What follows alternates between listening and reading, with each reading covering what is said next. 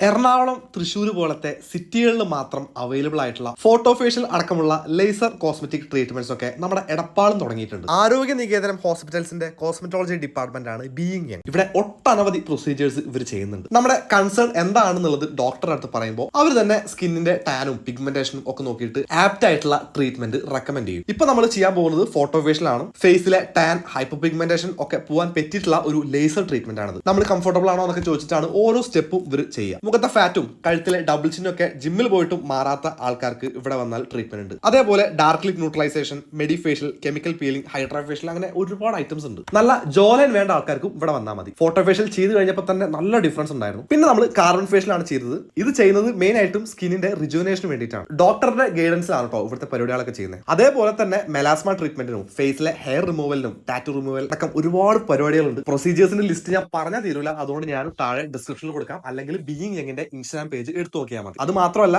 Hair ഫോളിനും PRP, GFC, dandruff treatment, micro needling അടക്കം ഹെയറിന് വേണ്ടിയുള്ള ട്രീറ്റ്മെന്റ്സും വേറെ ഉണ്ട്. അപ്പോൾ നിങ്ങൾക്ക് സ്കിൻ അല്ലെങ്കിൽ ഹെയർ റിലേറ്റഡ് ആയിട്ട് എന്തെങ്കിലും കൺസേൺസ് ഉണ്ടെങ്കിൽ ആരോഗ്യ നികേതനം ഹോസ്പിറ്റൽസിന്റെ കോസ്മെറ്റോളജി ഡിപ്പാർട്ട്മെന്റ് ആയിട്ടുള്ള ബീയിങ് യങ്ങുമായിട്ട് കോൺടാക്ട് ചെയ്യുക. കോൺടാക്ട് നമ്പർ ഞാൻ താഴെ കൊടുക്കാം. ഇതിന്റെ ലൊക്കേഷൻ വരുന്നത് എടപ്പാൾ വള്ളത്തോൾ കോളേജിന്റെ തൊട്ടടുത്തായിട്ടാണ്.